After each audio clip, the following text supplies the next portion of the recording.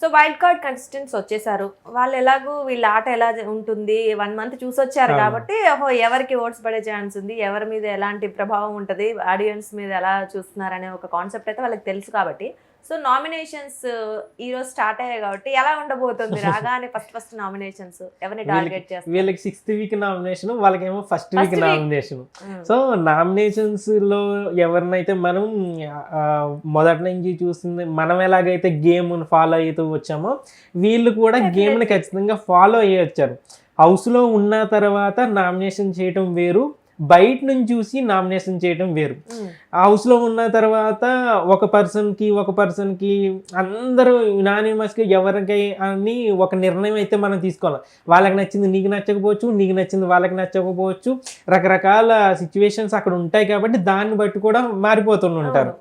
కానీ హౌస్ నుంచి మనం అంతా ఒక చోట పెట్టిన తర్వాత చూస్తున్న తర్వాత ఏది అంటే ఇప్పుడు మనం ఎలాగైతే రివ్యూ చెప్తున్నామో అలాగే ఇప్పుడు అక్కడ కూర్చుని వాళ్ళు ఇది మిస్టేక్ అని అంటే నామినేషన్స్ అనేది క్లియర్ కట్గా వాళ్ళు ఎవరిని చేయొచ్చు అనే దానికి వాళ్ళకి 5 వారాల ఆట చూసారు కాబట్టి ఈ కొత్త వాళ్ళకైతే నామినేషన్స్ చేయటానికి ఒక క్లియర్గానే వాళ్ళు నామినేషన్ ఈజీగానే చేస్తారు. ఎందుకని అదే వాళ్ళకి అభిప్రాయం ప్రకారం వేరే వాళ్ళు నచ్చి ఉండొచ్చు కానీ వీళ్ళు బయట నుంచి వెళ్ళారు కాబట్టి ఆడియన్స్ అంతా ఎవరికి సపోర్ట్ చేస్తున్నారు, ఎవరిని అసహించుకుంటున్నారు, ఎవరి మీద నెగిటివ్ ఉంది అని అదంతా అన్న బట్టే ఈ రోజు నామినేషన్ జరుగుతాయి. ప్రజెంట్ మనం చూస్తే ఈ 6వ వారం నామినేషన్స్లో మనం ఎవరినైతే ఖచ్చితంగా ఉంటుందని అనుకున్నామో అందరూ కూడా యష్మి గౌడకి వచ్చిన వాళ్ళందరిలో ఒక టేస్టీ తేజ తప్ప మిగతా వాళ్ళందరూ కూడా 8 మందిలోని యష్మి గౌడకి నామినేట్ చేశారు. ఎక్కువ ఆమెకు వచ్చినాయి. నెక్స్ట్ సీత ఉంది.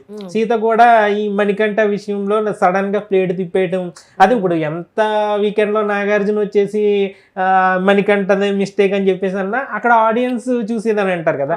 ఇక్కడ నిజంగా కూడా ఒకవేళ ఆ ముందు రోజు నాగార్జున ఇచ్చిన జడ్జిమెంట్ కరెక్ట్ అయితే నిన్న స్టేజ్ మీదకి వచ్చిన వీళ్ళు వైల్డ్ కార్డ్ వాళ్ళు ఎవరు కూడా యష్మి పేరు చెప్పకూడదు, అందరూ మణికంఠ పేరు చెప్పాలి. కానీ అక్కడ ఆయనకే దుమ్మ తిరిగేటట్టుగా వీళ్ళే షాక్ ఇచ్చారు. ఎందుకనంటే అది క్లియర్గా అక్కడ మీరు ఎవరినైతే టార్గెట్ చేశారో అది కాదు అన్న విషయాన్ని అక్కడ క్లియర్గా చెప్పారు. సో ఈ వారం ఏంటంటే ఈ 6వ వారంలో స్పెషాలిటీ ఏంటంటే మణికంఠ నామినేషన్స్లో లేడు. ఫస్ట్ 5 వారాల నుంచి నామినేషన్స్లో ఉండి చివరి వరకు వెళ్ళి మళ్ళీ సేవ్ అయ్యి వస్తున్నాడు. కాకపోతే అతను నామినేషన్స్లో లేడు అని అనుకుంటున్నాం కానీ నామినేషన్స్లోకి ఉండి గెలిచి వస్తేనే అతనికి ఎక్కువ. మనం చూస్తే రాహుల్ సిప్పుల్ గంజ్ కానీ విన్నర్స్ అయిన ప్రతి ఒక్కరూ కూడా మొదటి నుంచి కూడా కౌశల్ కానీ వీళ్ళంతా ఎక్కువ ఎవరైతే నామినేషన్స్లోకి వెళ్ళి ఉంటారో నామినేషన్లోకి వెళ్ళి ఆడియన్స్ ఓట్ల ద్వారా మళ్ళీ గెలిచి వెనక్కి వచ్చే వాళ్ళకి ఎక్కువ స్కోప్ ఉంటుంది, వాళ్ళకి విన్నర్ అయ్యే ఛాన్స్ ఎక్కువ ఉంటుంది. మణికంఠ విన్నర్ అవుతాడు అని చెప్పేసి మనం చెప్పలేం కానీ ఎక్కువ నామినేషన్స్లో తప్పుకున్నాడు కదా, నామినేషన్లో లేడు కదా అని చెప్పేసి తనకి మైనస్ అవుతుంది తప్ప ప్లస్ అవ్వకపోవచ్చు. ఇక్కడ చూస్తే ఈ వారంలో కనీసం ఈ వారం అన్నా కొంచెం ఇద్దాంలే అని చెప్పేసి ఒకవేళ ఇప్పుడు కనుక మనకి హౌస్ లో ఉన్న వాళ్ళకి గనక నామినేట్ చేసి పవర్స్ ఇచ్చారనుకో మళ్ళీ మనకంటేనే టార్గెట్ చేసేవారు. ఎందుకు అని అంటే నాగార్జున వీకెండ్ లో టిష్యూ పేపర్లు పంపించారు, అతను సరిగ్గా తుడుచుకోలేదు అని చెప్పేసి ఇలా చెప్పొచ్చు. ఎందుకంటే ఇంకా రీజన్స్ ఏముంటాయి, ఇలాగ ఏడుస్తాడని అంటారు, ఇంక ఏమున్నాయి కాబట్టి హౌస్ లో వాళ్ళందరూ. కానీ ఇక్కడ ఏమైందంటే ఈ వారం కొత్తగా ఎవరైతే వచ్చారో వాళ్ళ వైల్డ్ కార్డు ద్వారా వచ్చిన రాయల్ టీంకి వీళ్ళకి నామినేషన్స్ పవర్ ఇవ్వడం వల్ల మనకంటే ఎక్కువ సేవ్ అయ్యాము. ఎలా ఉన్నారో వాళ్ళకి సింపతి వర్కౌట్ అవుతుంది, అతనికి ఎక్కువ సింపతి ఓట్లు పడుతున్నాయి అని చెప్పేసి ఒక టేస్టీ తేజ తప్ప మిగతా వాళ్ళందరూ కూడా ఎక్కువ. యష్మి గౌడ నామినేషన్స్ లిస్ట్ చూస్తే మొత్తం 7 అయినట్టు తెలుస్తుంది. అయితే ట్విస్ట్లు ఇస్తారు కాబట్టి వీళ్ళకి ఇమ్యూనిటీ పవర్ ఇచ్చింది కాబట్టి వీటిలన్నిటిని తీసేసిన తర్వాత ఫైనల్ గా 6 నామినేషన్స్ లోకి వచ్చారు. అందులో యష్మి గౌడ, సీత, పృథ్వీ, విష్ణుప్రియ, మెహబూబ్, గంగవ్వ. మొదట 4 మనం చెప్పిన యష్మి, పృథ్వీ, సీత, విష్ణుప్రియ వీళ్ళంతా ఓజీ టీంకి సంబంధించి పాత కంటెస్టెంట్. వాళ్ళు పాత కంటెస్టెంట్లతో సంబంధించి 4 ఉన్నారు. కొత్తగా వచ్చిన దాంట్లో మెహబూబ్, గంగావ ఉన్నారు. అయితే గంగావతో పాటుగా నైని పావని కూడా ఉన్నదని చెప్పేసి అని అంటున్నారు. అది ఇంకా క్లారిటీ రావాలి. నైని పావనికి లాస్ట్ సీజన్లో ఆమె ఫస్ట్ వీకే నామినేషన్స్లోకి రావడం, ఎలిమినేట్ అయిపోయింది కాబట్టి నెక్స్ట్ వీళ్ళ దగ్గర ఇమ్యూనిటీ పవర్ కూడా ఉంది.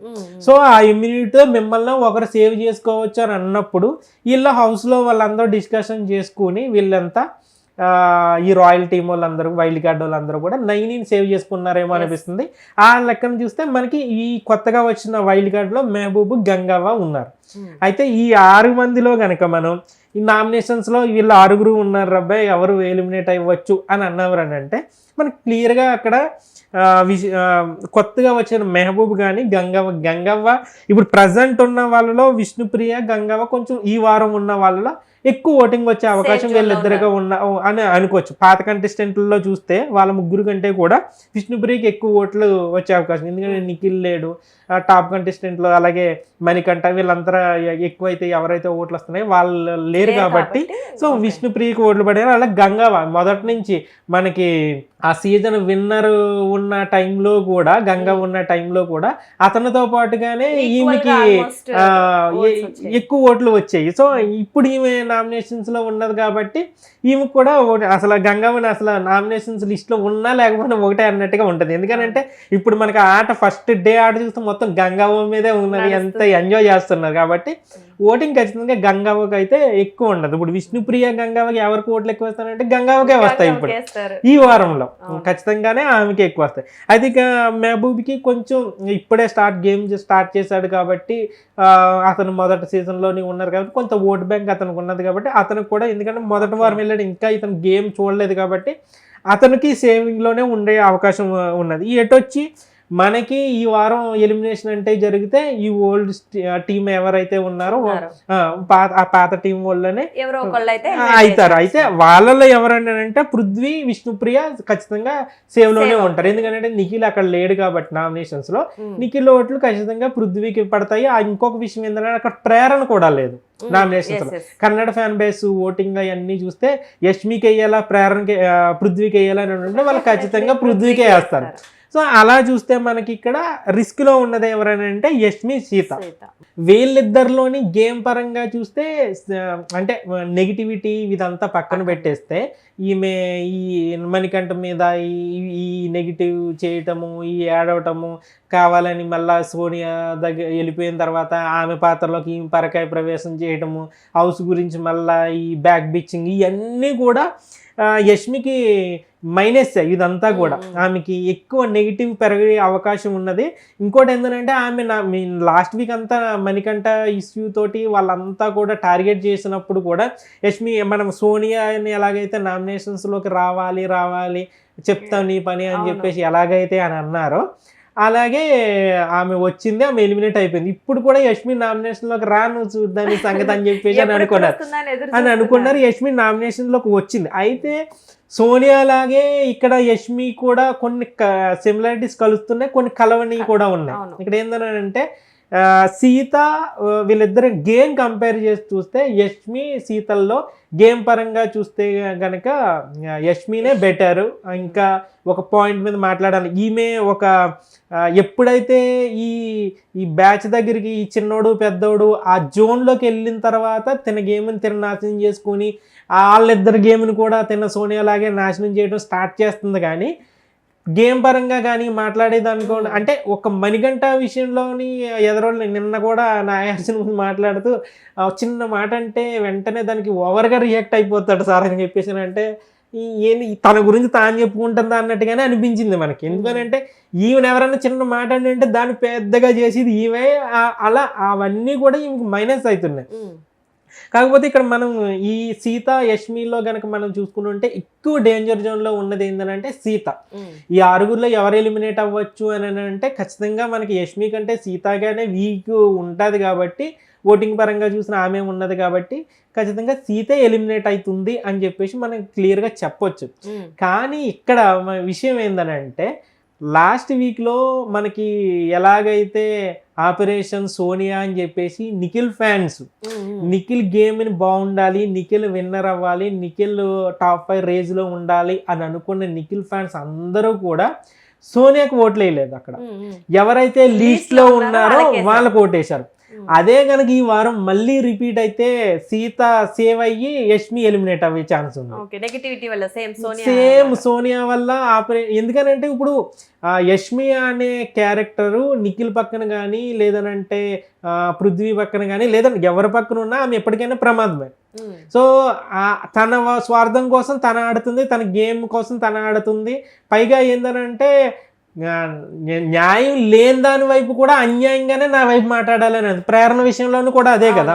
ఒక టాస్క్ని అలాగే ఆడాలి, తను ఒక సంచాలకుగా ఆ స్పేస్ ఉండకూడదు, స్పెల్లింగ్ చెప్పకూడదు, ఇలాగే ఆడాలి అని చెప్పేసి అని అన్నది. ఆ తొక్క నువ్వు చెప్పాలి కదా, నువ్వు ఒక విషయంలో చేయలేకపోయావు నువ్వు అని అన్నది.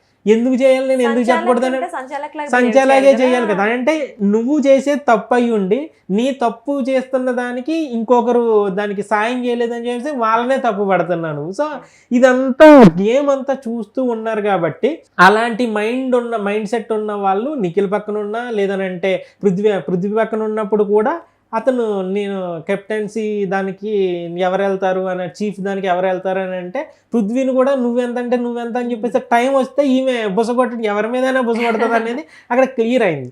సో వీళ్ళు కనుక ఆలోచించుకుంటే Nikhil fans last week Nikhil game ఇప్పుడిప్పుడే గాడిలో పడుతుంది అని అనుకునే లోపల యష్మి కూడా మళ్ళీ అదే జాయిన్ అయ్యి ఆ గ్రూప్లో జాయిన్ అయ్యి సేమ్ అప్పుడు ఎలాగైతే సోనియా మ్యానిపులేట్ చేయడం స్టార్ట్ చేసిందో ఇప్పుడు ఈమె కూడా అదే చేస్తుంది కదా అని చెప్పేసి ఆలోచనలో పడి అప్పుడు ఆపరేషన్ సోనియా అని చెప్పేసి ఎలాగైతే పెట్టి ఈమెకి ఎవరైతే లీస్ట్లో ఉన్న అప్పుడు ఆదిత్యవం లీస్ట్లో ఉన్న ఆదిత్యవంని ఎలాగైతే సేవ్ చేశారో సోనియాకు ఓట్లు వేయటం అనేసి ఇప్పుడు డేంజర్ జోన్లో ఉన్న వీళ్ళిద్దరూ ఉన్నప్పుడు సీత ఉన్నది, యష్మి ఉన్నది. వీళ్ళ కనుక నిఖిల్ ఆట బాగుండాలి అని కోరుకుంటే కనుక వాళ్ళు కనుక మళ్ళీ ఈ ఆపరేషన్ మళ్ళీ తెర మీదగా తెచ్చి కనుక ఓట్లు వేస్తే నిఖిల్ ఫ్యాన్స్ అంతా కూడా మళ్ళీ లీస్ట్లో సీత ఉన్నది కాబట్టి సీతకు ఓట్లు వేసారు అని అనుకో, అప్పుడు యష్మి కూడా ఎలిమినేట్ అయ్యి. కానీ ఇది చాలా తక్కువ ఛాన్స్ ఉండే అవకాశం ఉన్నది. ఎందుకనంటే అప్పుడు మనకి ఎంత నెగిటివ్ ఉన్నా సోనియా వెళ్ళిపోతుంది అని చెప్పేసి మనం అనుకోలేదు. ఎందుకంటే బిగ్ బాస్ కూడా ఆమెకి ఎక్కువ ఫుటేజ్, ఆమె వెళ్ళిపోతే గేమ్ ఎలా ఉంటుంది అని ఇవన్నీ కంటెంట్ ఇస్తుంది కదా, ఆమెను ఎలాగ చేస్తారులే అని చెప్పేసి అని అనుకున్నాం. కానీ ఓటింగ్ శాతంలో వ్యత్యాసం బాగా ఎక్కువ ఉన్నప్పుడు ఖచ్చితంగా ఇలాంటివన్నీ మనం ఏదైతే అని అనుకుంటామో వాటిని మరీ ఇంత తేడా తక్కువ ఒక 5%, 2%, 1% ఇంత తేడా ఉన్నప్పుడు సరే వాళ్ళు వీళ్ళు ఎవరిదే ఉన్నదిలే ఈ ఉండటం వల్ల మనకు కొంత కంటెంట్ వస్తుంది కదా, పెద్దగా తేడా లేదు కదా అని చెప్పేసి ఈవెని సేవ్ చేసి చేయొచ్చు. కానీ ఎక్కువ ఓటింగ్లో ఎక్కువ తేడా ఉన్నప్పుడు ఏం చేస్తారని అంటే ఇది చేస్తుంటారు ఇలాగా, మరీ ఇంత తేడా ఉన్నది కాబట్టి ఇంత నెగిటివ్ అవుతుంది, ఈ నెగిటివ్ అనేది మళ్ళీ గేమ్ మీద కూడా పడవచ్చు అన్న ఉద్దేశంలో వాళ్ళు ఎవరైతే తక్కువ ఓట్లు పడే అవకాశం ఉన్నదో వాళ్ళని ఎలిమినేట్ చేసే అవకాశం ఉంటుంది. ఆ లెక్కను చూస్తే ఇప్పుడు మనకి మళ్ళీ ఆపరేషన్ తెర మీద కనుక వచ్చి ఆ ఓటింగ్లో భారీ వ్యత్యాసం కనుక ఉంటే కనుక మనకు లాస్ట్ టైం సోనియా ఎలాగైతే ఎలిమినేట్ అయ్యిందో యష్మి కూడా నెగిటివిటీతోటే ఎలిమినేట్ అయ్యే ఛాన్సెస్ ఉంది. ఇక్కడ మనం చూస్తే కనుక ఇది నామినేషన్స్ లిస్ట్లో కనుక మనం చూస్తే ప్రజెంట్ మనం వాళ్ళు బయట ఆడియన్స్ ఏమనుకుంటున్నారు అనే దానికి వీళ్ళు వెళ్ళి ఎవరి పేరునైతే ఎక్కువ నామినేట్ చేస్తుంటారో వాళ్ళు నెగిటివిటీ ఉన్నదనేది ఒక ఇండికేషన్ వాళ్ళకి. సో ఇప్పుడు నామినేషన్స్ లో కూడా మనకి అదే జరిగింది. మనం చూస్తే ఇప్పుడు ఈ నామినేషన్స్ జరిగిన దాన్ని బట్టి మనం చూస్తే హౌస్ లోకి వచ్చిన మొత్తం వైల్డ్ కార్డ్ అందరూ కూడా ఒక టేస్టీ తేజ మినహాయిస్తే మిగతా వాళ్ళు అందరూ కూడా యష్మిని సీతని నామినేట్ చేశారు మొత్తం. మనకి అంటే ఎవరిని నామినేట్ చేశారో చూద్దాము. నైని పావని విష్ణుప్రియ సీతని నామినేట్ చేసింది, అక్కడ సీత ఉంది. అంటే లీస్ట్ ఓటింగ్ లో ఉన్న వల్ల అక్కడ సీత ఉంది. నెక్స్ట్ గౌతమ్ వచ్చేసి యష్మిని విష్ణుప్రియని చేశాడు. నెక్స్ట్ మెహబూబు యష్మి సీత వీళ్ళిద్దరు ఉన్నారు. రోహిణి యష్మి విష్ణుప్రియ, గంగవ్వ యష్మి విష్ణుప్రియ సేమ్. తేజ మణికంఠ సీతను నామినేట్ చేసినట్టు ఉన్నాడు. నెక్స్ట్ హరితేజ యష్మి పృథ్వీ వీళ్ళిద్దరిని నామినేట్ చేశారు. అవినాష్ అలాగే నామినేట్ చేసిన యష్మి కూడా ఉన్నట్టు తెలుస్తుంది. అంటే మొత్తం ఓవరాల్ గా ఈ 8 మందిలో చూస్తే ఎక్కువ నామినేషన్ పడింది యష్మి గౌడకి. సో అక్కడ కూడా మనకి ఒక నెగిటివిటీ ఎక్కువగా ఉన్నది ఈమెకి అనేది మనకి క్లియర్గా కనబడుతుంది. ఇంకొకటి ఏంటంటే మనకి అక్కడ గేమ్లో కూడా యష్మి గౌడానికి సంబంధించి వీళ్ళు ఆమె చేసిన మిస్టేక్ని గుర్తు చేయడం కోసం ఇప్పుడు నిన్నటి వరకు యష్మి ఒక రకంగా బిహేవ్ చేస్తుంది. ఈ రోజు నుంచి మళ్ళీ వైల్డ్ కార్డ్ ఎంట్రీలు వచ్చారు కాబట్టి మారాలి. ఎందుకని అంటే వాళ్ళు ఆల్రెడీ చురకలేశారు. ఆడియన్స్ పాయింట్ ఆఫ్ వ్యూ లోనే వీళ్ళు నామినేషన్ చేస్తున్నారు అంటే నేను ఉండొచ్చు అనేది ఒక ఆలోచిస్తే గనక తన బిహేవియర్ మార్చుకుంటది. బిహేవియర్ మార్చుకుంటే తన గేమ్ ప్లాన్ ఖచ్చితంగా మారుద్ది. లేదు నేను ఇంక ఇలాగే ఉంటాను అని అనుకుంటే అది ఖచ్చితంగా ఓటింగ్ బట్టే మారవచ్చు. ఎందుకంటే ఈ వారం గేమ్ లో యష్మి గౌడ ప్రవర్తనను బట్టే ఆమె ఎలిమినేషన్ నుంచి సేవ్ అవ్వాలా లేదు బయటకు వచ్చేయాలని. ఎందుకంటే ఆమె చుట్టూ ఉన్న వాళ్ళు కూడా ఇప్పుడు నిన్నటి వరకు ఈమె మణికంఠని టార్గెట్ చేసింది. హౌస్ తో మొత్తం మన హోస్ట్ నాగార్జున తోటి వీళ్ళందరితోటి కలిపి మణికంఠని టార్గెట్ చేస్తారు. ఇప్పుడు కొత్తగా వచ్చిన వైల్డ్ కార్డ్ అందరూ ఈ నామినేషన్ ద్వారా యష్మిని టార్గెట్ చేస్తారు. ఆ టార్గెట్ చేయటాన్ని బట్టి ఈమె తిప్పు కొట్టడము, ఆమె ప్రవర్తన మార్చుకోవటము, దీన్ని బట్టి ఒకే అదే ఇప్పుడు వాళ్ళు ఎలాగో వచ్చారు కాబట్టి యష్మి ఇంతకు ముందులా ఉండి అంత సీన్ అయితే ఉండదు. ఇప్పుడు గేమ్లో కూడా మారుతుంది. ఇప్పుడు పక్కన వాళ్ళు ఉన్నారు కాబట్టి నువ్వు ఎంత అంటే అంత అన్నట్టుగానే వీళ్ళు కోఆపరేట్ చేశారు. ఇప్పుడు కొత్తగా వచ్చిన వాళ్ళు నువ్వు అలా ఎందుకు చేస్తున్నావు అని చెప్పేసి క్వశ్చన్ చేసే అవకాశం ఉన్నది. కాబట్టి ఇదంతా చూసుకుంటుంటే మనకి ఈ వారం డేంజర్ జోన్లో ఈ నామినేషన్స్లో ఉన్న 6గురిలో చూస్తే డేంజర్ జోన్లో ఉన్నది యష్మి, సీత. సో వీళ్ళిద్దరిలో మనకి ఈ ఆపరేషన్ నిఖిల్ ఫ్యాన్స్ అది కనుక తెర మీదకి రాకుండా ఉంటే గనక సీత ఎలిమినేట్ అయ్యే ఛాన్స్ ఉన్నది. లేదు అని చెప్పేసి నిఖిల్ ఆట బాగుండాలి అని అనుకున్న ఫ్యాన్స్ కనుక ఏదన్నా లాస్ట్ వీక్ చేసినట్టుగా కనుక చేస్తే గనక నెక్స్ట్ హౌస్లో ఉన్న వాళ్ళు కూడా ఈమె హౌస్లో ఉండటము, ఈ బిహేవియర్ మార్చుకోవటం ఇవన్నీ చేస్తే అంటే కొంత ఆడియన్స్ చేతుల్లో ఉన్న తన ఆటని తను మార్చుకునేది ఆమె చేతుల్లోనే ఉంది. ఎందుకనంటే ఇప్పుడు ఒక్కొక్కరు ఎంత ఇమేజ్ డ్యామేజ్ అయిపోయినా దాన్ని మళ్ళీ మార్చుకునే స్థాయి దాటిపోతుంది. ఇప్పుడు ఈమెకి కొంచెంలో కొంత ఈమె పర్లేదు బాగానే ఆడుతుంది, కొంచెం ఈమె స్ట్రాంగ్ కంటెస్టెంట్ అని అది వాళ్ళు కూడా ఉన్నారు కాబట్టి ఈమె గనక కొంచెం మార్చుకుంటే గనక ఈమె మళ్ళీ సేవ్ అవ్వచ్చు. సోనియాతో కంపేర్ చేస్తే ఆవిడకున్నంత నెగటివిటీ లేదు.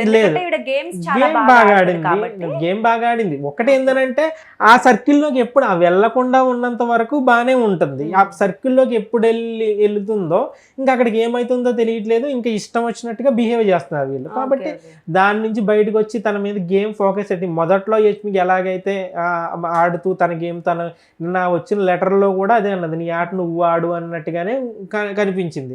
సో అలా గనక తన ఆట తను ఆడి తన మిస్టేక్స్ ని గనక సరిదిద్దుకుంటే ఆ మళ్ళీ స్ట్రాంగ్ గా అయ్యే అవకాశం అయితే కనబడుతుంది. కానీ ఒకవేళ నేను ఇలాగే ఉంటానని అంటే సీతతో పాటు నువ్వు వెళ్తావా ఎలిమినేషన్కి, నేను వెళ్తావా అనే దాన్ని ఈ పాయింట్లను బట్టి వీళ్ళిద్దరూ ఖచ్చితంగా పోటీ పడతారు ఎవరైతే ఎలిమినేషన్ ఉన్నారో. కాబట్టి ఎలిమినేషన్ అంటే జరిగితే వీళ్ళిద్దరిలోనూ ఒకరే జరుగుతుంది, ఎక్కువ సీతకు ఉంది ఎలిమినేషన్. సో అయితే మొత్తానికి ఈ వీక్ ఎలిమినేషన్ అనేది యష్మి చేతుల్లో కూడా పరోక్షంగా ఉందనే చెప్పుకోవచ్చు. నిఖిల్ ఫ్యాన్ చేతిలో కూడా ఉంది. అదే అండి, యష్మి ఆటని బట్టి ఆవిడ ఓటింగ్ పర్సెంటేజ్. సో ఆవిడ ఇప్పటికైనా తెలుసుకొని ఒకవేళ వైల్డ్ కార్డ్స్ వాళ్ళ నన్ను టార్గెట్ చేసి తెలుసుకొని కనుక మంచిగా ఆడితేనా ఆవిడకి ఓటింగ్ పెరిగే అవకాశం ఉంది, సీత ఎలిమినేట్ అవుతుంది. లేదు అంటే ఆవిడ గోతులో పడేసుకున్నట్టు అయిపోయి ఆవిడ ఎలిమినేట్ అయిపోతుంది. సో మొత్తానికి యష్మి గేమ్ ఈ వీక్ లో ఉండేదాన్ని బట్టి అయితే రిజల్ట్ ఖచ్చితంగా ఉంటుంది అర్థమైంది. సీతను సేవ్ చేయడమా లేదా అనేది ఆవిడ చేతుల్లోనే ఉంది. ఓకే, చూద్దాం ఏం జరుగుతుంది.